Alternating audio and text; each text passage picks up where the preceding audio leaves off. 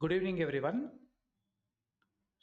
If my voice is audible, type S in the chat box.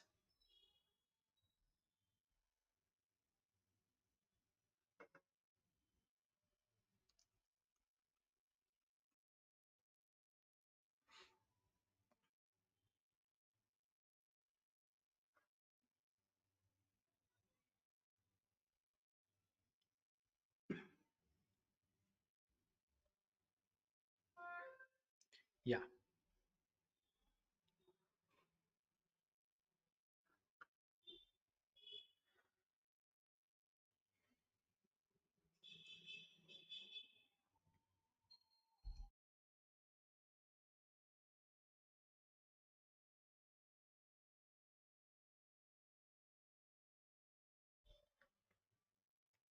Good evening to the one and all present over here. In today's workshop, we are going to go through the next gen development, that is rapid project creation for Python, IoT, AI, and ML enthusiast. Okay. So in this workshop, we will be completing, that is, we'll be going through what is project, then the usual practice, what we usually do for creating a project like that, then the boilerplates. Okay, whether we use it or not, we will see with that. Then about the cookie cutter, the main session of today's workshop, then a demo on that, and the QA session. Okay. So before beginning, myself, Arun Kumar N. I have a teaching experience of 13 plus years and 8 plus years development in Python.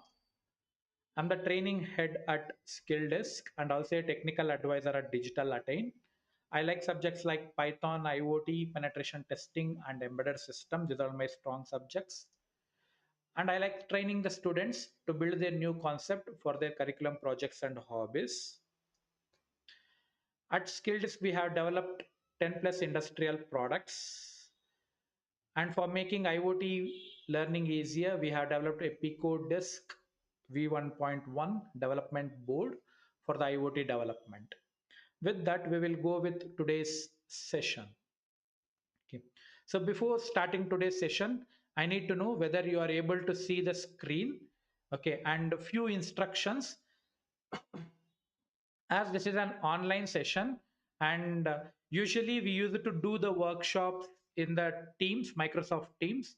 Okay, this time we have planned with the workshop on YouTube live also. Okay, because few of them have been asking for the recorded sessions, so we plan to test it on YouTube live. And usually we use it to do the workshops on Sundays. Okay, few of them have been requesting that Sunday they may not be available and they want it to be on the weekdays, so we have chosen on Thursday this time. Okay, so as this is an online session and you will not be able to unmute and speak with us, for that reason, if you are facing any difficulties while watching, or if you are not able to get my voice feed, you can drop the message on the chat box, or else you can drop the message to this WhatsApp number, okay, which has been shared to you people in the chat box. Okay. So you can ping me onto that. So we will address that. And one more issues few of them are facing when we go with the YouTube live is when they get calls or when they switch from one application to another application, they may not be having the live session, they may be having the previously recorded one. If that's the case, please make sure you are going to be live. Okay, you are going to be in the live so that you can attend the QA sessions, everything, and you can ask the questions. Okay, so to know that, on the right bottom corner of your screen you can see a timer is running. Okay, so that timer and the time which you have it on your mobile phone, see whether it is synced or not. If there's a delay of more than 1 minute or 1 minute and all, make sure you are going to be in the live by double clicking on or the forward, okay, in your YouTube video. So you can see the timeline and you can make it forwarded, or you can fast forward by double clicking on the right side of the video, so that you will be in the live session. Okay, so if these instructions are clear, type S in the chat box, or else you can use any emojis so that I'll get to know and we'll proceed with the session.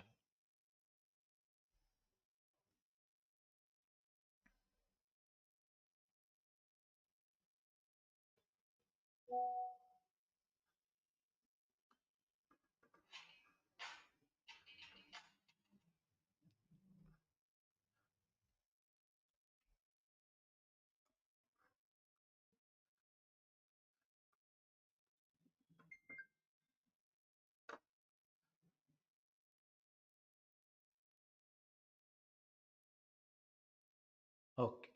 So others, my voice is audible, right? Yeah. And one more thing is like previously, like in the teams, automatically the attendance will be calculated by the team's application itself and our automated software. Okay, it uses it to calculate your attendance and the certificate will be generated. But as we are doing it in YouTube, this time the testing is we are doing it in the YouTube, the workshop. We will be sharing the attendance link. Okay, in the session, you have to fill that attendance form to get the certificate. Okay, and we'll not be able to know like how many of them will be in the live. Okay, so make sure like later this video will not be in the public. It will be sent only for the candidates who have attended the session. Okay, so make sure you will be attending the session. Now we'll start with the session. Before that final call, like, is the instructions clear? Can we continue?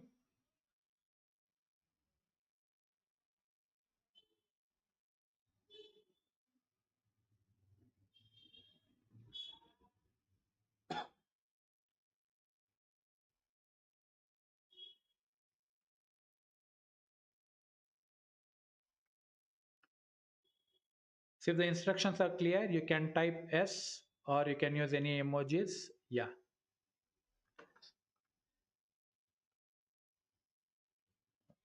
So we'll start with today's session. Okay. So today is like first the project. Okay. Most of the time, you people would have been seen like you will be doing your academic projects for the college, or if you are working, you will be going through your clients' projects and all. And as a learning student, also, you'll be creating many projects. Okay. So when you are going to create some projects, a project may consist of different structures. Like it can have the code. Okay, usually most of the beginners, they'll be having only code in their project. But actually if you take it as a project, okay, we'll be having the code, a place where all the so like programs we are going to write and we are going to save it. Then in the same project we'll be having some configuration files. Okay, configuration files, like if you are going through any Python projects and all, you will be creating virtual environments, requirements.txt file, like that. If you are using any node.js and all, you will be having node.js environment, then the configuration files, like that. Okay, then if you are using any APIs, API keys, API locations, those things you are going to have it in the configuration file. So a project will be with the code with configuration files like API keys, the virtual environments, then the passwords, like that. Then a best project also has documentation. Okay, if you are working in a company, okay, students may not be going through that, but the best practice is to always create a documentation for your project, so that later when you come back, you also can go through the documentation, or someone else has to go through your project, they will be knowing it, okay, through your documentation. Okay, so the project will have the code. Important ones are code, the configuration file, then the documentation. And most importantly, like few of them would have been come across these type of issues. They will write a code, the code will be working fine, then they want to add some features to that. Okay, they will change the already available code, they will alter it. Okay, then they will try to run. Sometimes the code may work fine, or sometimes the code may have bug. then you need to go back to the older version, means then you will redo everything or undo the things. Okay, you'll undo the things and you will try to redo. These issues will occur. If it is if your normal learning project, it's fine. Okay, you can undo and you can redo and you can spend some time. But if it is of projects which you are doing for your academic or for the clients and all, okay, you should maintain the version. Okay, a project will have the version control also, so these things need to be configured, like the code configuration files, documents, version control. And when you do the client project or your academic project, important thing is you should set the licensing. Okay, so setting the license and some extra files, like it can be images or some static files or some data files for your project. Okay, data resources, to do list, all this type of things, or the readme.md file. Okay, so these are all few things which we can commonly see in a project. Okay, so the code, basically the code, then the configuration, documentation, version controlling settings, the license file, then some other extra files. Okay, with these files, the thing is, for one project it is fine. You will be usual practice is to, we will be redoing the things. Okay, but if it is repeated one, okay, can we know what we usually do or what you usually do? Do you have any like practices when you want to create your project?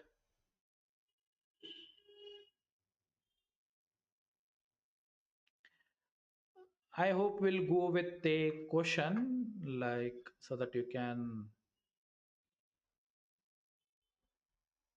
answer it. So we'll create a poll.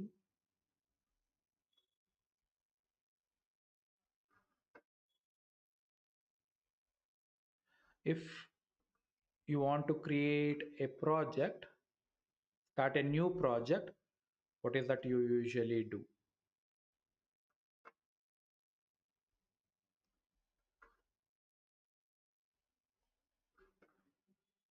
1 minute, the question is being posted.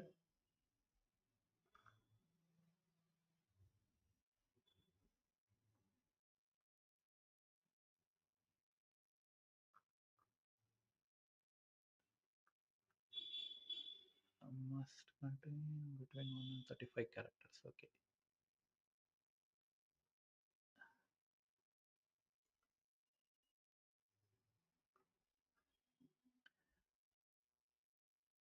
So there's a poll. You people can click on that. If other than that, you people can drop it on the chat box. If the options are not listed, you can drop your option on the chat box.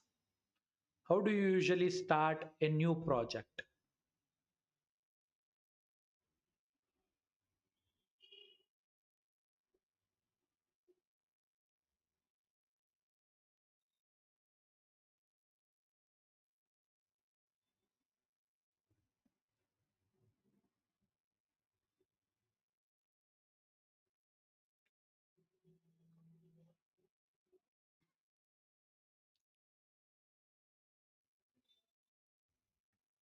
Okay.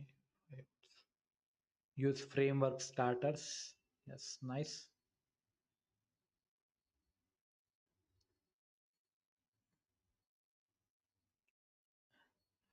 No one is there with copy pasting from previous projects. As a beginner, to say I was doing the same thing. First, I used to create a project when I was in college, then a new project has to be created. If it is going to be repeated something, we used to copy paste and we used to do that. I hope nowadays no one is there. That's nice. People are using some frameworks. Yeah. Okay.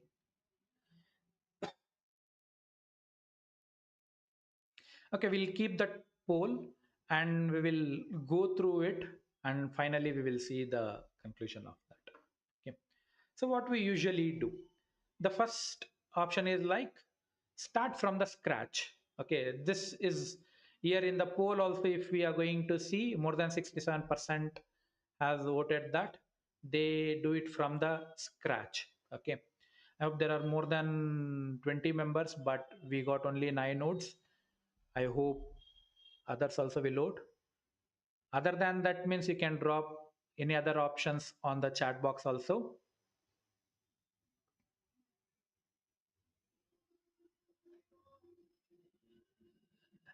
Okay, it stopped at 9 nodes. We will see now,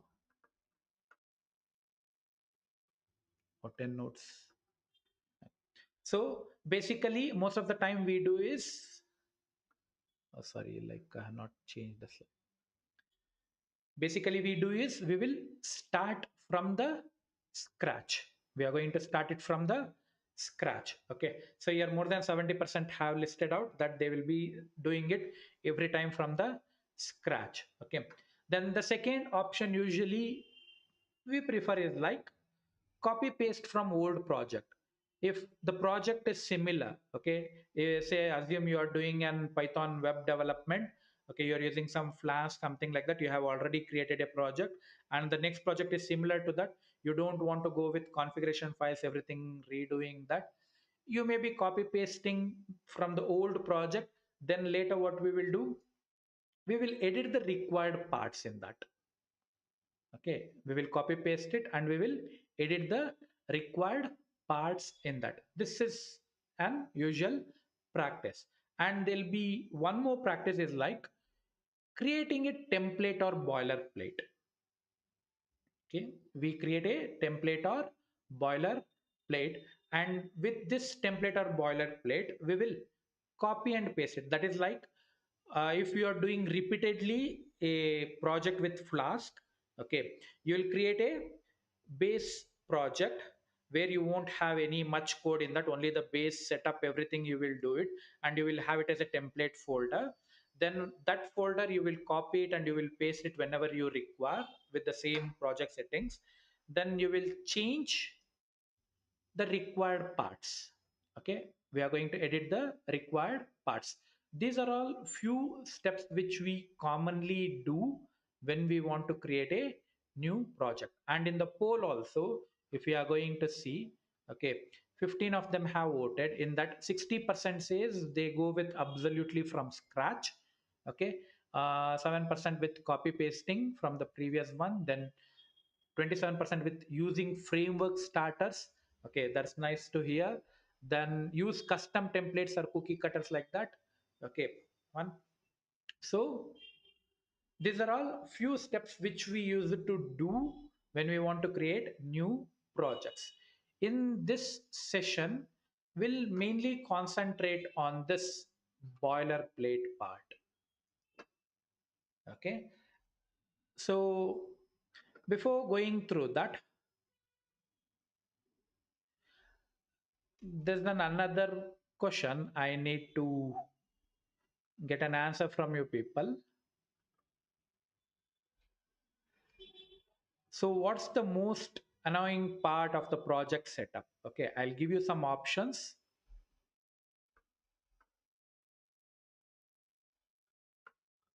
You can choose from that. If you don't have any other options, you can, that is option is not listed means you can share it in the chat box.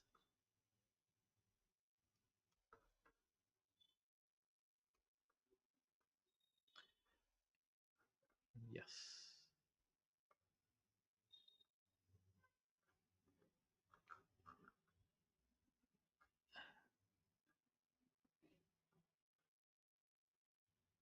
Now, what's the most annoying part of the project setup for you?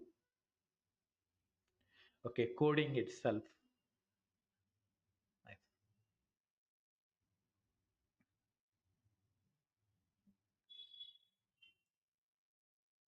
Okay, virtual environment and dependencies. Many a times, many of them will feel difficulty like managing the dependencies. Okay, that's usual.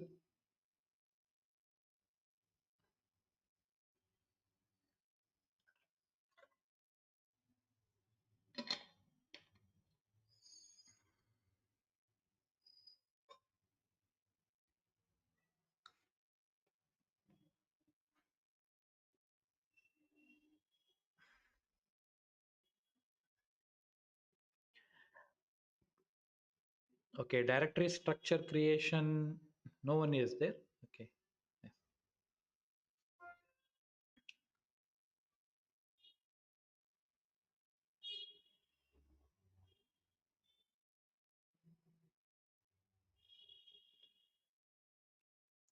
Okay, only 7 nodes.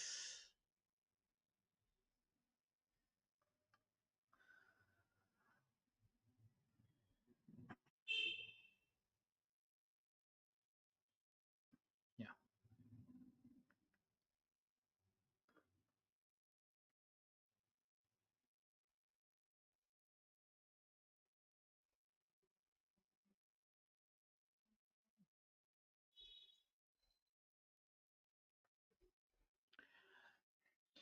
Okay, more than 60%. They say it is virtual environment and dependencies. Okay, then few with configuration files. Okay, those two are the most annoying thing you people are facing, I think. So we will see with that. Is anyone wants to vote, or shall we close the QA?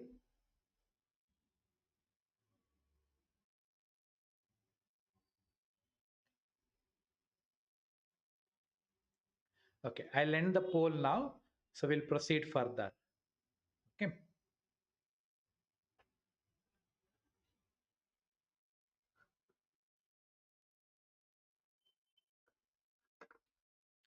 So we have taken up those two questions and we have gone through that. Now we will try to find the solution for that. Usually the boilerplate, as we discussed, we create some templates. Okay, then those templates we are going to use it. The last question as of now is, have you used boilerplate or templates before for your projects?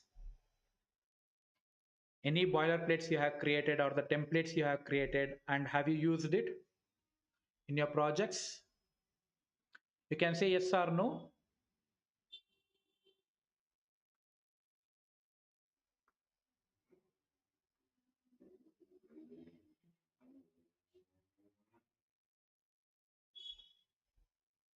Okay, I want to give the poll itself, I think. So this is the final one. Then later we will go with the actual session. So once you understand your pain points and what is that actually, so that you can see how it helps. Okay. So 33% have 30%. Okay, 33%. Okay. So 30% have already used some templates or boilerplates for your project. Okay, so that's nice. More than 70%, they are not. So we will see with that in today's session. Okay, so here we are going to see with that the boilerplates or the templates, and few of them in the previous question they have said like using framework starters. Okay, we'll see with that also, and the different one which we are going to go through. Okay, without the framework. Okay, what is the limitations in the framework, and what the actual one which we are going to go through, the cookie cutter, is going to provide us in this session. Okay, so in today's session we are going to go through the cookie cutter. It is something like, you can say, you are going to create a template or the boilerplate for your project. Okay, so you have more than like 67%. Now it has been for 67%. Okay, so those many of them are saying like they are not gone through any template creation. Here we will show you with the framework part also, and with the cookie cutter how it helps, and how you can make your new project creation easier. Okay, instead of doing it repeatedly. So first we will see what is this cookie cutter. I'll end the poll. So Cookie Cutter was been the personal project of Orde M. Roy. Okay, she wanted to minimize the effort of creating the things again and again. So she developed this project, which is of Cookie Cutter using Python, And this project is an free and open source project. Okay, the Cookiecutter project is a free and open source. That means you can use this project without paying any amount. Okay, and it is available for free, and it is also open source. Okay, you can use this code. If you want to contribute also, you can contribute this code, or you can modify and you can use it according to your requirement. Then the important thing is this Cookiecutter supports almost all the platforms. Like you can use this Cookiecutter on Windows, on Linux, and on Mac OS. Okay, you can use this Cookiecutter on Windows, Linux, and Mac OS. It's not limited to only Windows or only Linux or only Mac OS like that. Like if you take Docker is limited to Linux. So if you want to use Docker in your Windows, you will be going through Windows subsystem for Linux. Without that, you will not be able to use Docker. Okay, like that here you don't have any restriction. If you are using purely Windows, you can use Cookiecutter. If you are using Linux also, you can use Cookiecutter. Mac OS also, you can use Cookiecutter. Okay, then it's written on Python. This project was written using Python programming language, but the important part is you no need to know Python to use this one. Basically, to use Cookiecutter, you don't need to know Python. Without knowing Python, also you can use Cookiecutter. Okay, and important thing is this project is not limited to Python. That means the boilerplate or the template which you are going to create is not limited only for Python project. You can use it for any programming language project or any project apart from programming language also. But basically it is developed for programming language projects. Okay, you can use this for other types of project creations also, and it is not limited to Python. And it doesn't mean that you should know Python, but if you know Python, you can create your own custom templates and all. If not, you can use already available templates. Okay, and it is not limited only to Python. That is the main feature of this Cookiecutter. Okay, it's written on Python, but it is not limited to Python. You can create any programming language project using Cookiecutter. Okay, and it is command line based. You don't have the GUI based, it's a command line based. In the command prompt itself, we need to create the projects. That's one more important thing. And the next one is like you can create the projects from local system also. That is, if you have the boilerplate or the template in your system, then you can create a new template for your project, new code set for your project from the local system also.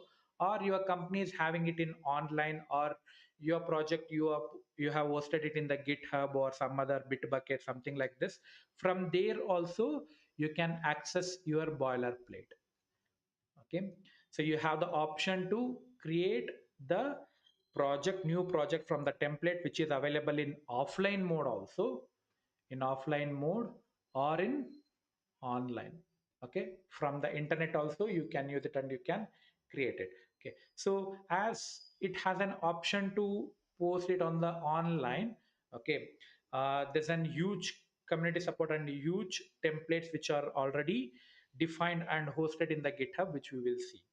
Okay, and important thing is it supports multi-level directory structure also. It's not a single directory or a single file or only one level of directory. You can have multi-level directory structure it supports. Okay, it is not limited to one or two level directory support. Okay, you can go with multi-level directory support. Okay, then the configuration of this, as we said, you no need to have the knowledge of Python. That means you only if you know about the JSON file, JSON format, that itself is enough. You can create your own template also. You can create your own template also. The configuration file for the Cookiecutter is a simple JSON file. It's a simple JSON file structure. Okay. Then it has huge community. Okay, you can also be a part of this community by contributing to the Cookiecutter or answering or supporting for the documentation. As it has huge community, it has many templates, not only for Python, for other programming languages also. It has many templates available in online, whether it is in GitHub or Bitbucket, which you can go through. Okay, and you can use that on if for your project.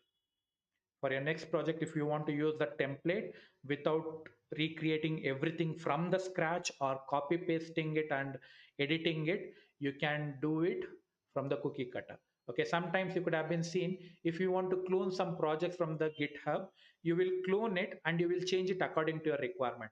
But if you want to have only the template structure of that project, okay, if there is an Cookiecutter template, then you can directly create your project, okay, the required settings and all as per your requirement from the online to your local system or anywhere which where you want to use. These are all some strengths and the usage of Cookiecutter. Okay, any doubts until now? Next we will be going through the practical session of this, that is the demo. Until now, is there any questions?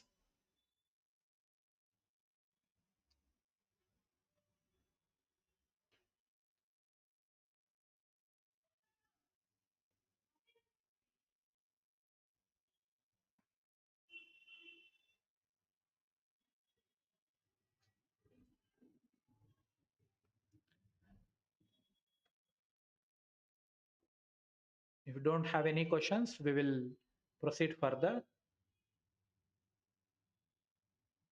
So if no questions, you can send the reply as no. If you have any questions, you can drop it in the chat box.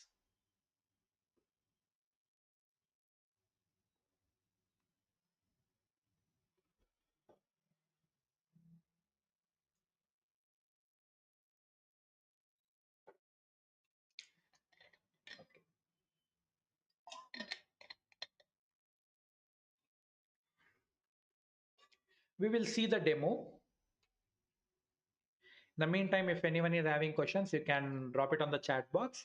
We will go through that. Okay. So now, for this demo part, we will go with basic Python project. Okay, as many of them would have been joined for with the Python or with the AIML on that basis. So we will go through that.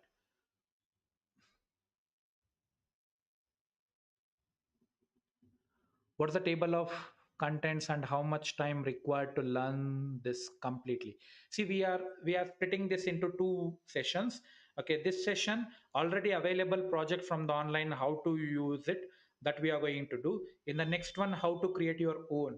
If you spend like 3 to 4 hours, if you already know Python, if you want to create your own template, you can spend 3 hours of time. That itself is enough to learn this. If you doesn't know Python and if you want to use already available one, then this session itself is enough to learn that. Okay, if you want to create your own custom templates, then 3 hours is enough to learn this. Okay, with the knowledge of Python. Without the knowledge of Python, already available template, if you want to use, this session itself is enough. Okay. Now we'll see with some basic Python project, okay, which we will create with the already available framework also and with the Cookiecutter. Okay, we'll see the difference also, how much like the time is been saved and how this helps. So for that, I'll open the terminal.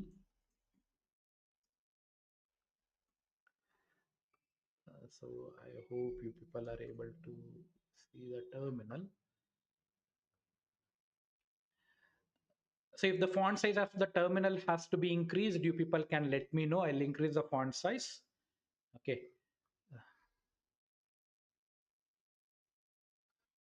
So we'll open the Explorer also.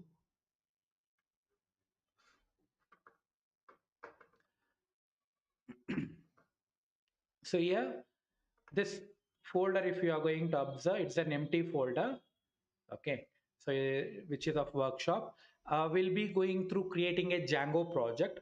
Okay, so that you can see, because Django also provides the default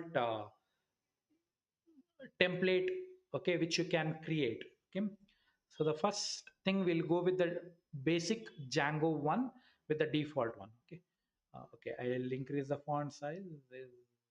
This fine?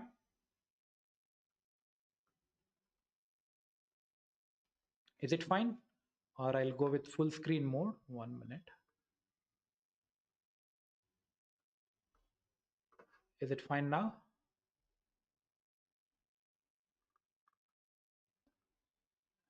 Okay, yeah. So still I need to increase. Okay, if I increase a lot, then yeah. So I'll create a directory with normal basic Django project. Okay, so I'll say djprg for the Django project. And this I'll do it from the scratch, how we use it to do it for the Python project. Okay, then later we will see how to do it using Cookiecutter.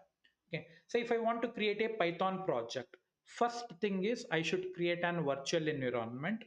Then I should install that, and I should have then later I need to initialize the git initialization, then the configuration files, the setting files, everything I need to alter it.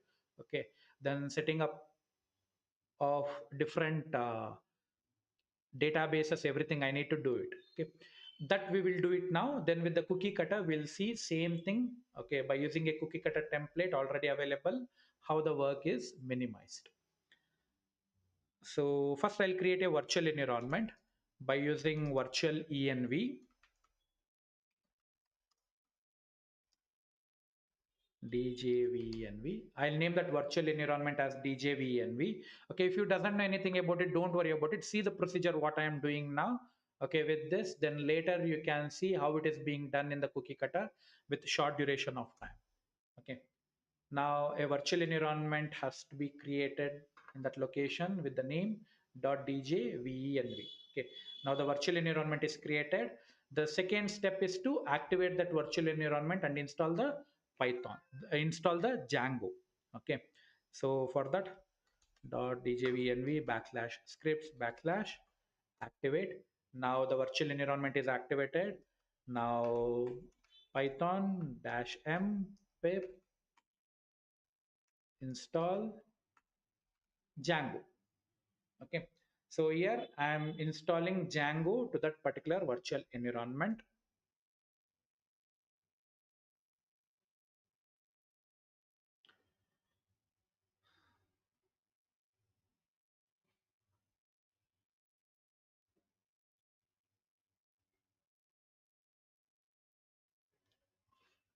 Yeah, it got installed. Now we'll verify it.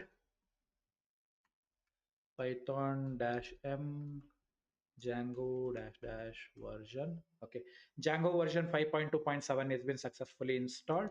Okay, and if we see this, what all the things are there in this uh, location. So you can observe there is only the virtual environment, that's it. Now, whatever we have done, we have created only the virtual environment and installed Django in that. Now, next I need to create the Django project. For that, I need to say Django dash admin start project, then the project name. Okay, I'll call it as something like SD blog. Okay, then enter. Now it has created some boilerplate code for us here. You can observe. Okay. So here there is an SD block directory being created. Then inside that one more SD block directory, then some files and manage.py. Okay. Now next I require the git initialization and the readme.md file. I need to say readme here, readme.md file. I need to create it manually and I need to add some contents over here. Then I need to create the requirements.txt file or pyproject.toml file or uv.log file, that is for the project. So you can say requirements.txt. Okay, usually this we will do it from here by saying python dash m pip freeze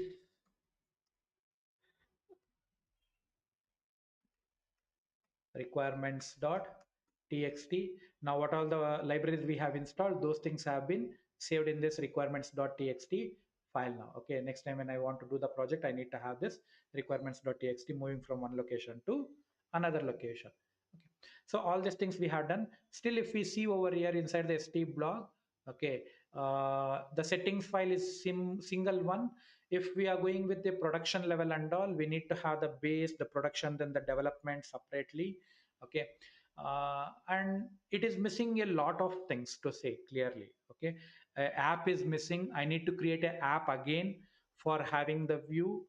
Okay, then for managing the users, if I want to go with an abstract user, I need to create that abstract user after creating the app. I need to create the model, I need to run the migrations, everything I need to do it separately. Okay, still I need to do few more things if I want to get with my usual Django project start file. Okay, if I want to start something with the new Django project, I need to add few more things over here. I don't want to waste you people time by doing that again and again. Okay, to showcase it. Then next, for the git initialization, I should say git init over here. Now the git initialization is done. Okay, separately. Then if I want to go with some project.pyproject.toml, then I need to do it. So still few more things has to be done. This is, we are using already like the frameworks template. Okay, as before in the poll, like there was a question, how do you usually start new project? Okay, from absolute scratch, use framework starters. This is an framework starter. This whatever we have been done, it is through framework starter. By using the Django, we have created this. Okay, only this part is being created from the Django one. There are still more Python libraries which we can use to create advanced startup files by using the RAI, which creates the virtual environment. Okay, then some requirements.txt file, everything will be created automatically. There is one more tool which we need to go through, but there also, once again, for the Django project, with the Django framework itself, I need to use, and I need to write some codes to get to the starting point of the project, to get to the starting point of the project. Okay, so this is a tedious job. Now we will see how we can reduce this with the help of Cookiecutter template. Okay, we'll see how we can reduce this with the help of a Cookiecutter template. Okay, there are n number of Cookiecutter templates for the Django. We will see that how to get through that templates. So we'll open. Okay, here it is. So I'll go for GitHub. So in the GitHub, you can search for here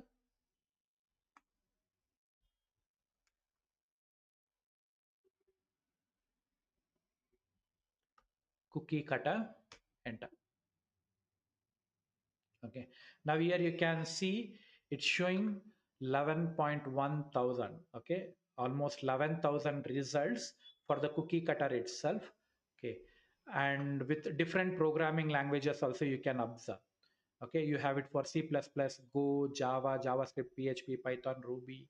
Okay, there are many languages. Okay, for many languages you have, not only for Python. Okay, in the second one itself, if you are going to see, there is something known as Cookiecutter Django. It's from the same Cookiecutter team. They have created Cookiecutter Django. From the same team, there are still more like for Python package development and all. We will see with this, which is of Cookiecutter dash Django. Okay, Cookiecutter dash Django. Now, to use this template. Okay, they have already created some template here, you can see, with the license file, readme.md file, PyProject. Okay, then log file, all these things. Okay, and you may be thinking the same thing will be copy pasted. No, it will copy paste with respect to our project name, with our details, everything will be what we are going to feed. Okay, this is a template, this is only the template part. Okay, so to use this, only thing I require is this URL. Okay, this id is there, like the URL is there, right? You can click on this and you can copy this id, that itself is enough. Now we can have a Django project created with this cookie cutter Django. I'll run it, then I'll explain okay what is being happening. So I'll go to the terminal, I'll deactivate the virtual environment. Okay, and I'll go back. That is, now I am in this folder, that is this folder. Okay, already the DJ project is created here, which is we have done it manually as usual, starting from the scratch, along with the framework one. Okay, now we will be doing it with Cookiecutter. So I'll create a folder for that. I don't need to create the folder directly, I can run it over here, it will create the folder on that. Okay, so you should have Cookiecutter installed.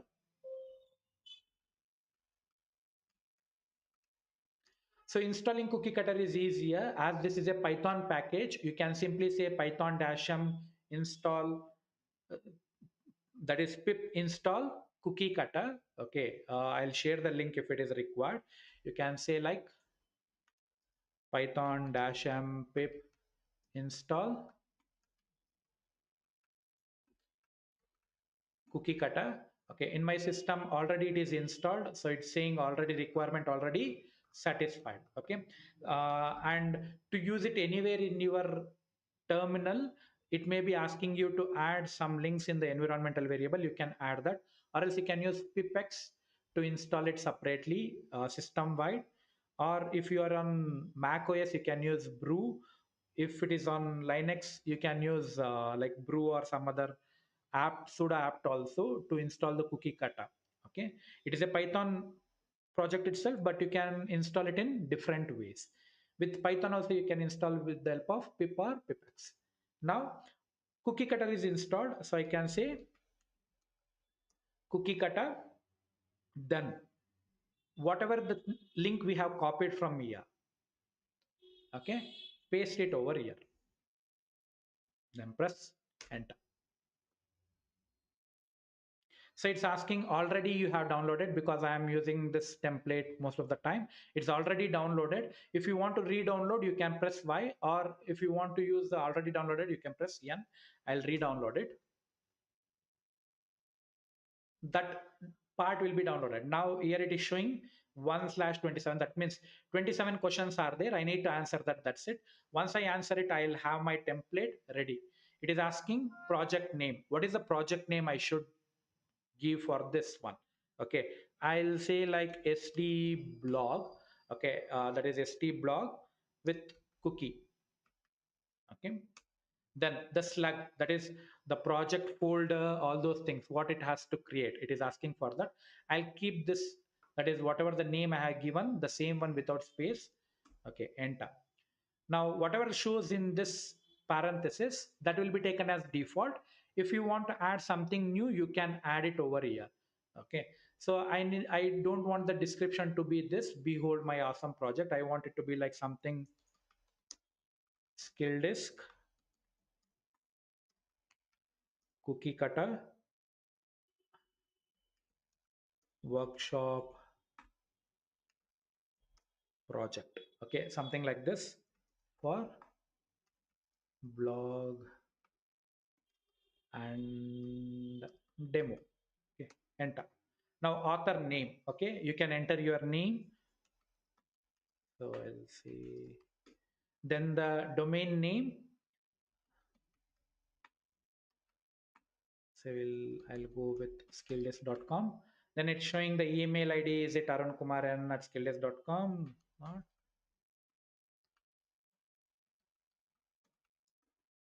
Okay, then the version of the project, I'll keep it that. Then now it is saying select open source license, whether I want to use any open source license or I should go with not open source. Okay, so here there are some options here. You can see 1 2 3 4 MIT, BSD, GPL, V3, Apache. Okay, you can choose anything from that by giving the number. Say for example, I need to go with the MIT license. I can press 1 and enter. Okay, then next here, select the username type, whether I should have the Django project with username login or with the email ID login. Okay, usually when you go with the Django project from the Django admin itself, it uses with the username. Here, if you want to change with email, you can change with email. Okay, I'll say 2 with the email part. Then the time zone. These all the things we need to edit it in the settings.py file. Here we can edit it. Okay, so I'll use the UTC itself is fine. Then whether we are using it in Windows or some other system, I am using it in Windows, so I'll say Y. Okay, then select the editor. If I am going to use any of these editor like PyCharm or VS Code, one means none.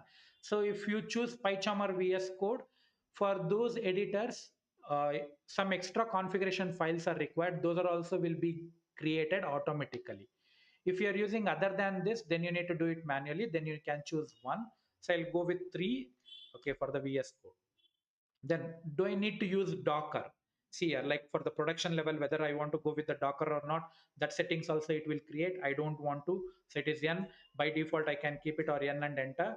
Okay, next, the Postgres SQL version for the database. Okay, which version I need to, all these things I need to do it over there manually. Still I have not done that. That's what I said. Okay, it takes still more time to configure everything to get to the starting point. Here I have everything. So I'll go with the newer version, that is 17.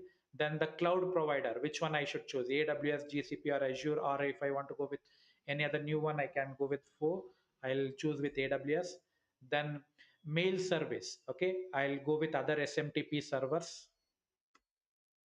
Then whether I want to use async IO or not, I don't want to go with async. Okay, I need to go with the normal synchronous ones. I'll keep N. Okay, I use DRF, I'll keep N. Then select front end pipeline. Okay, I don't want to go with any of the front end pipeline. One, whether I want to use Celery, no. Okay, use Mailpit, no. Then use Sentry, no. These are all some libraries which I want, which you want. If you want, you can press yes. Okay, use Heroku. I'm not going with Heroku. Okay, select the CI tool, whether like Travis, GitLab, GitHub, or Drone. I choose GitHub, fourth one. Then keep local envs in VCS, yes. Then whether I should go with the debug, no. 27 questions we have answered. Now it's creating a virtual environment. I installed all the packages. You can see it has installed almost 122 package result. 43 packages are installed, new one. Project initialized, kept done. Okay, now if we see the folder here, there is SD cookie folder, and if we go inside that, we have a lot of files. So we'll open it in the Visual Studio Code, so you can get to know. Okay, so CD SD block cookie, so codium space dot, then we have the project. Yes, close. You can see it has created GitHub, okay, directory for us. There's a config file with settings, okay, with base, local and production. Okay, then URLs, WSGI. It has not added ASCII file in this one. If we see, if we are not using ASCII also, we'll have an ASCII file here. Okay, but here we don't have that. We have only WSGI file, and in the settings we have base, local, production. Okay, but here we will be having only one settings file by default from Django. Okay, then the documents. Okay, the documentation. For the documentation, it has created a folder. Okay, and it has created some default templates for us to go with that. Okay, then the local files for the language, then the actual Django project file here, along with like static directory with some CSS, image folders, everything. Then the templates file, and you can see in the templates it has created some pages also for us, about, then the home, okay, then 403, 403, 404, 405, base.html, okay, then for the user, we chosen with Gmail, right? So for that reason, it has changed the forms and all. Then the utility files. Then here we have the git ignore for the GitHub. Then for the version controlling, then Python version file, we have pyproject.toml file with all the details, okay, with linting everything. Then a readme.md file which says st block cookie cutter workshop project for blog and demo, what we have written. And if we see this, you can see it has created the build, the rough, the license, MIT license, and you can see that MIT license file also over here, the license, which is of the MIT license, and it is showing the name, whatever the name we have given, okay, the copyright of that, everything, it has been altered, okay, depending upon the details, depending on the details whatever we have given, and the settings, location, how to go with some test, everything, okay, the deployment part, some basic template what I require to create a project, everything is done. Then similar to requirements.txt file, here there is an uv.log file, okay, which can be used for creating some new project with the same settings, everything. So everything is done with virtually and we installed and working, and we have a project ready. So two things we have done: one, manual way, okay, creating everything from the scratch, creating virtual environment, then installing the library Django, okay, then creating the base template from the Django, then readme.md file. That's it. Okay. So in this one, only these things. Okay. But here in this one, we have created a Django project instead of user login with email with some basic HTML files. Okay, then static files which have been required, then the configuration files, then the Git version controlling, the documentation, then configuration files, the requirements.txt file, those files like with UV log. Okay, then pyproject.toml, the license. Okay, all these configurations have been created and it is there, and I no need to rename anything here because the names, everything is been, whatever the name we have given for the project, that is been chosen. And in the license file also you can observe, okay, the name is been added, whatever the name we have been given over there, that name is added. And in the GitHub configuration, if you are going to check with the with this, automatically the names which you will be giving it over there, those things will be added it over here, okay, in this one, then in the config also. So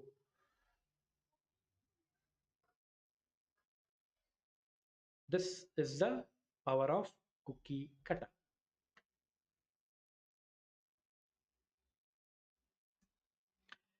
Any doubts with this?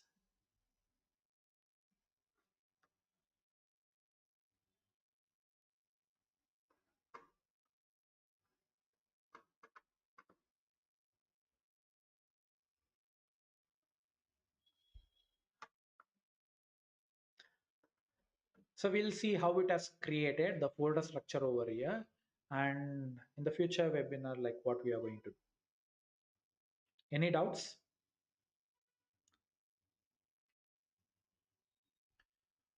Only command we executed is Cookiecutter space, the link which we have copied over here. That's it.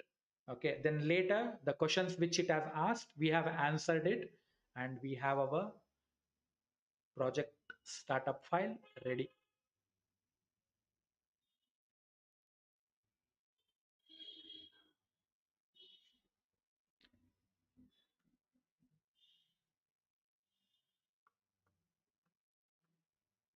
Any questions?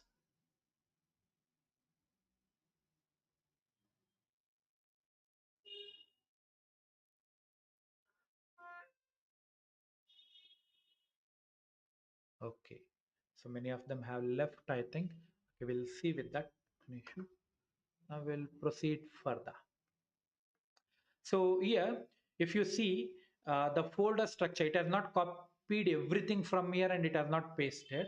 Okay, it has taken this directory, which is of cookie cutter project slug. You can see it over here. Okay, this is the place which it has taken and it has altered that content. Okay, and if you go inside that, there are many already predefined files. Okay, and the readme.md file also you can see it over here with some templates. These are all Jinja templating tags. These are all Jinja templating tags. By using these Jinja templating tags, we are going to create our base boilerplate template. Okay, so this is being used to create our next project templates and all. Okay, and here you can observe it says cookie cutter dot description, cookie cutter dot project underscore name, that is the name. Okay, then here cookie cutter dot project underscore slug, that is the folder name. Okay, and here there are some conditions. Okay, so this is Jinja templating tag. If you know the Jinja templating tag, that itself is enough. You can create these templates and it will work.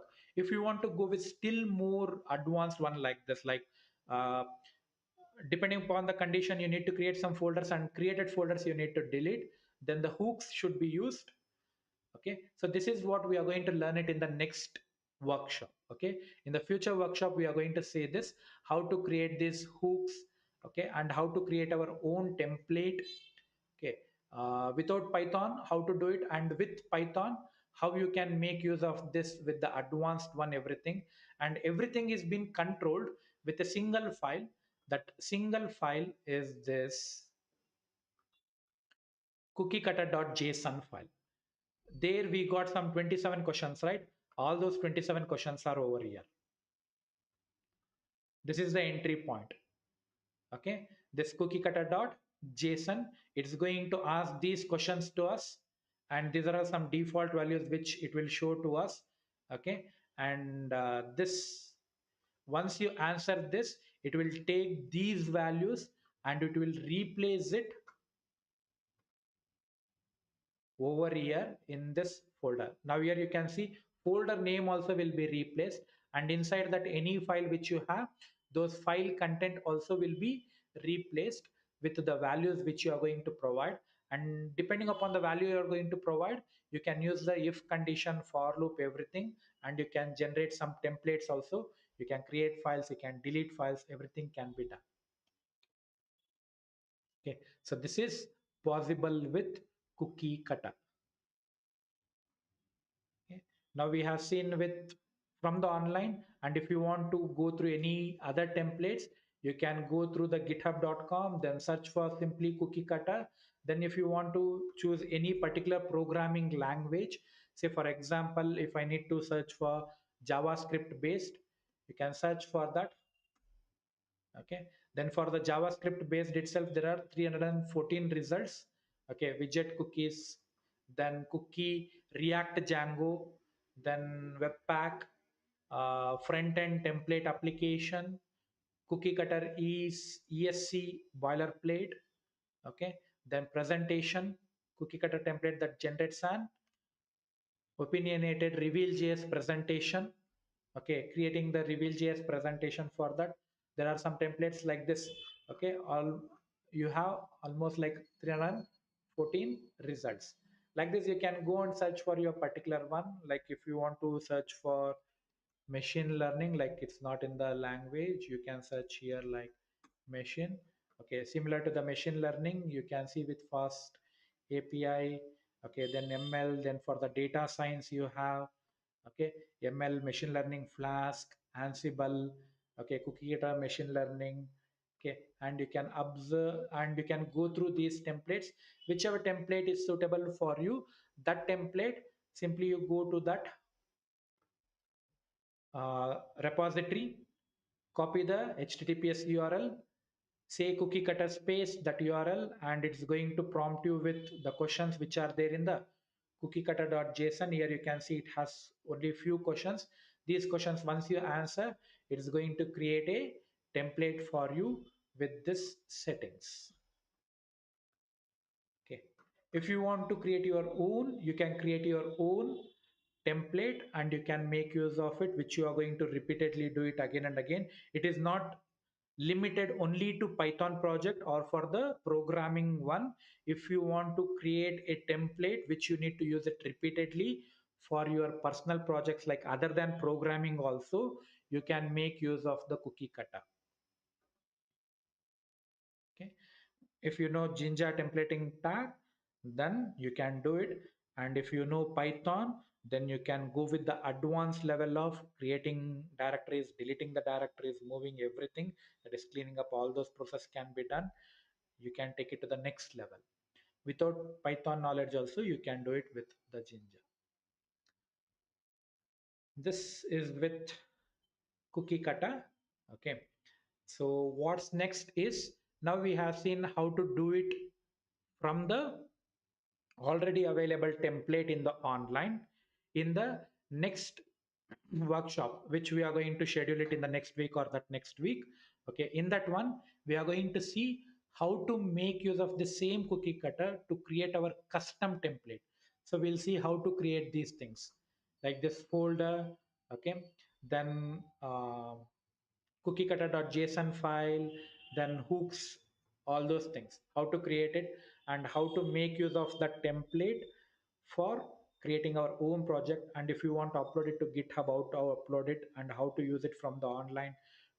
If you want to make your project template available for your friends or others, then you can upload it to GitHub and how they can use it. That those things we will see it in the future workshop. Okay, so this is with cookie cutter. Okay, so I'll share the attendance link. Later we'll take up with the questions. So this is the attendance QR code, the link. I'll share the link in the chat box.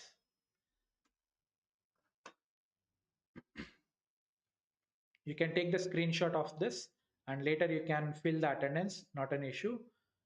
So once you have taken the screenshot, let me know. We'll go with the QA sessions.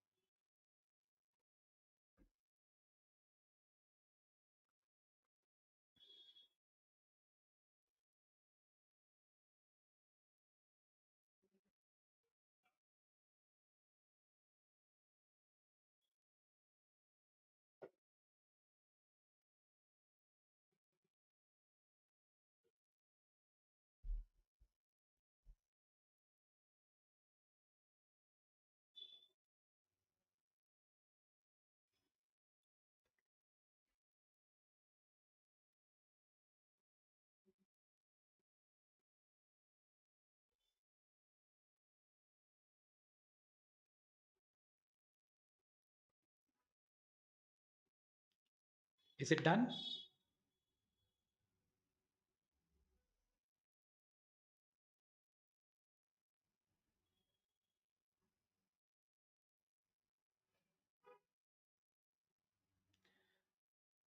So you can simply take the screenshot.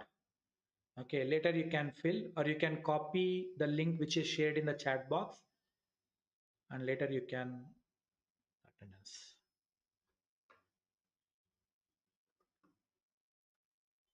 Internship number. Is it asking anything with password? No, I have not given it password. It is not password protected. Wait. See, that is the phone number. Okay, sorry, it's saying like internship register. It is your registered phone number. Sorry.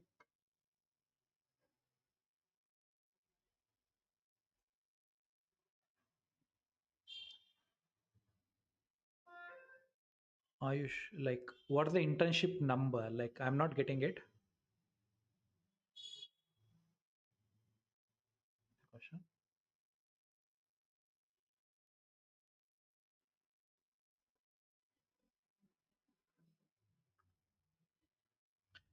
Have people noted down the link? If you have taken the screenshot or noted down the link, you can type yes in the chat box so that we can proceed further.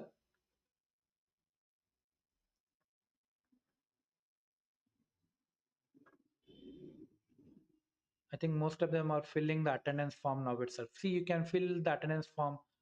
You have the time to fill the attendance form until tomorrow morning. Okay.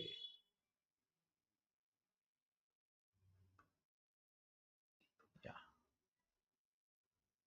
Yes.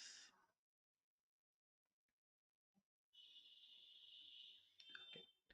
So now we are at the important point of this session, that is QA. Any queries?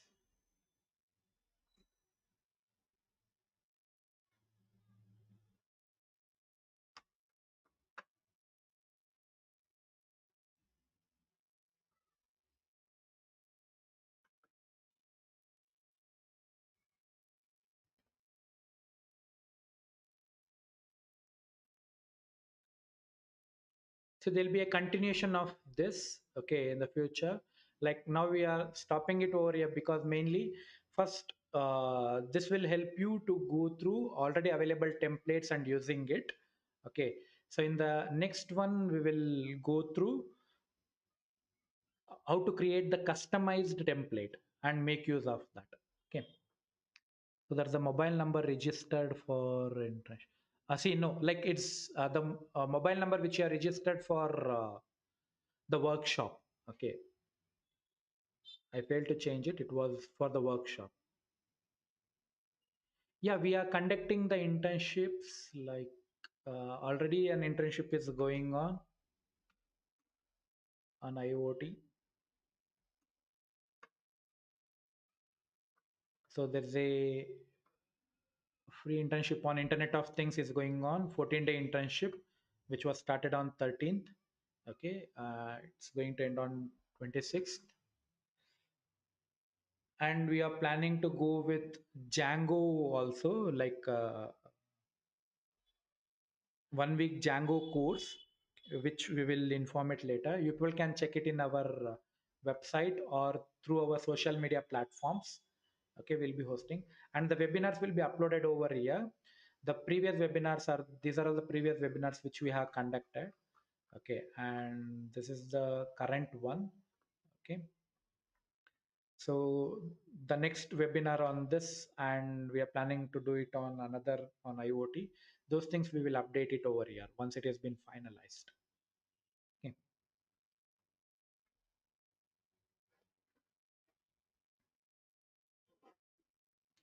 Any other questions?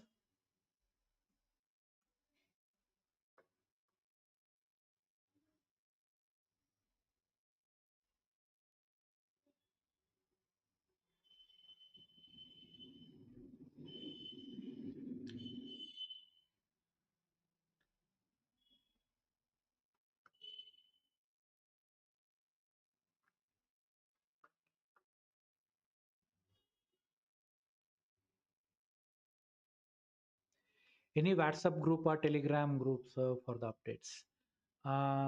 Yes, like here in the contacts, you can get here like the Telegram group. Okay, or you can drop me the message on this number. Okay, I'll share you the list of channels where you can search for the updates. Okay, there's a Telegram group for the skill desk. Okay, WhatsApp group we don't have because there the number will be shared. So Telegram group is there, you can join for that, or you can follow us in any of the social media platforms. And for the webinars, we'll be updating it over here and in the Telegram also. Or you people can contact us to this number or to the email ID. Questions related to today's session?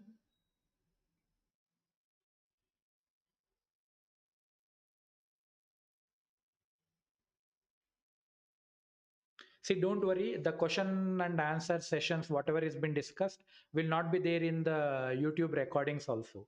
Okay, it will be trimmed before sharing to the attended enrolls. Okay, so before sharing it to you people, those things will be removed. So you people no need to worry about it.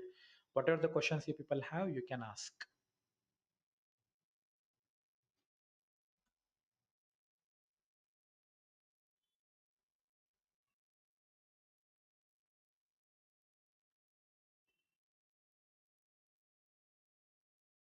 Okay. Okay, then. So I hope this session has helped you to learn something new which you have not gone through.